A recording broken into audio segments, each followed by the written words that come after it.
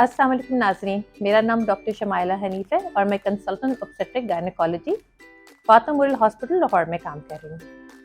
आज जो टॉपिक है वो हाई प्रोलैक्टिन लेवल्स के बारे में है। ये हार्मोन प्रेगनेंसी के अंदर और जब वो अपने बच्चों को दूध पिला रही होती है उस टाइम पे ये बढ़ा हुआ होता है। इसके अलावा कुछ और रीजंस भी होते हैं जब ये बढ़ जाता है, जैसे कि अगर स्ट्रेस है, जो कि फिजिकल स्ट्रेस भी हो या इमोशनल स्ट्रेस हो। अगर एक्सरसाइज की हुई है तो वक्ती तौर पे उस पर भी प्रोलैक्टिन बढ़ जाता है।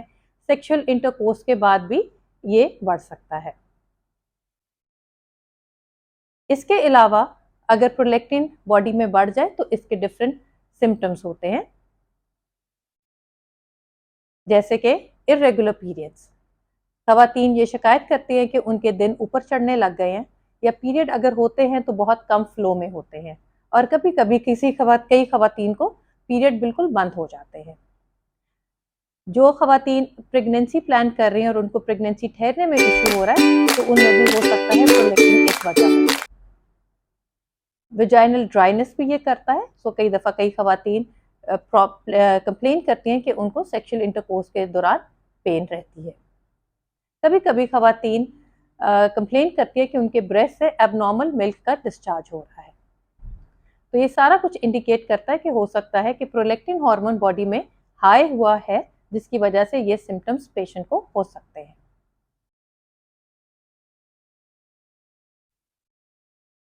कौन से रीजंस हैं जो कि जिसकी वजह से प्रोलैक्टिन बॉडी में हाई हो जाता है? उसमें नंबर 1 प्रोलैक्टिनोमास।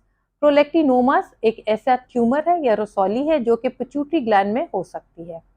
अगर उसका साइज 1 सेंटीमीटर से छोटा है तो उसको हम माइक्रोप्रोलैक्टिनोमा कहते हैं, और अगर बड़ा है तो मैक्रोप्रोलैक्टिनोमा कहते हैं। इसके अलावा अगर कोई पेशेंट कोई ऐसी मेडिसिन ले रही हैं जैसे कि एंटी साइकोटिक ड्रग्स या एंटी डिप्रेसेंट ड्रग्स, या नोजिया वॉमिटिंग की मेडिसिन ले रहे हैं, या ब्लड प्रेशर के लिए मीथाइल डोपा ले रहे हैं, तो इनके साइड इफेक्ट के तौर पे भी प्रोलैक्टिन बढ़ जाता है। कभी कभी कोई और मेडिकल डिसऑर्डर के साथ भी ये देखने में आया कि प्रोलैक्टिन लेवल बढ़ जाता है, जैसे कि हाइपोथायरॉयडिज्म, यानी कि थायराइड से अगर थायरॉक्सिन इनफ अमाउंट में नहीं एक्सक्रीट हो रही तो इस वजह से भी साथ थोड़ा सा प्रोलैक्टिन बढ़ सकता है।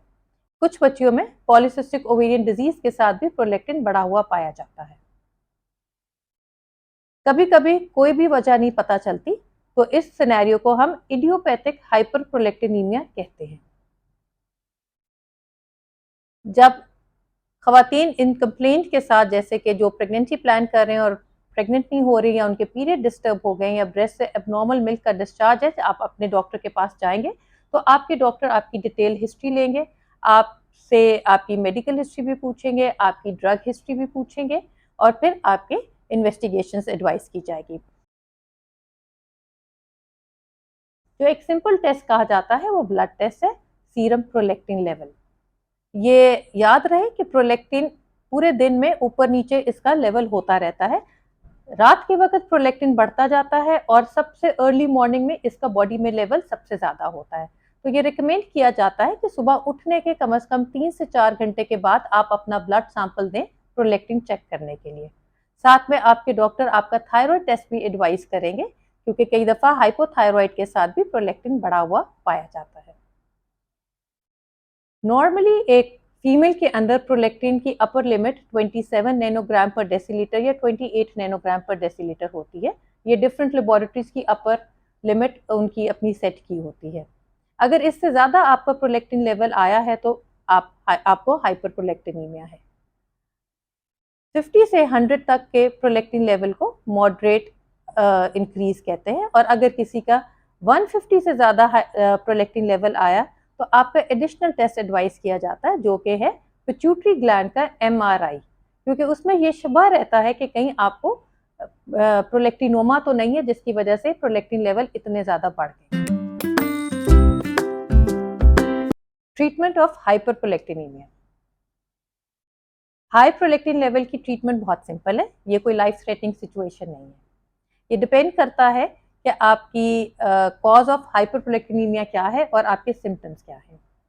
अगर आपके डॉक्टर ने ये फाइंड आउट कर लिया है कि आप जो दवाइयाँ ले रहे हैं उसकी वजह से आपका प्रोलैक्टिन लेवल ज़्यादा है, तो वो आपकी बंद कर दी जाएंगी और ऑल्टरनेटिव मेडिसिन आपको एडवाइस की जाएगी। अगर आपका मेडिकल डिसऑर्डर जैसे कि थायराइड डायग्नोज हुआ है या कि पॉलीसिस्टिक ओवेरियन डिजीज है, तो उसी की ट्रीटमेंट से आपका प्रोलैक्टिन लेवल कम हो जाएगा।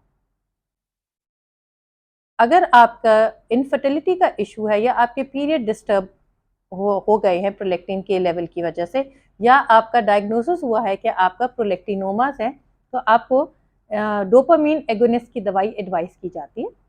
कैबरगुलिन के नाम से एक दवाई है जो आपको एडवाइस की जाती है। जिन एरियाज में कैबरगुलिन अवेलेबल नहीं है, तो सेकेंड लाइन ड्रग जो है वो ब्रोमोक्रिप्टिन है, वो आपको दी जाएगी।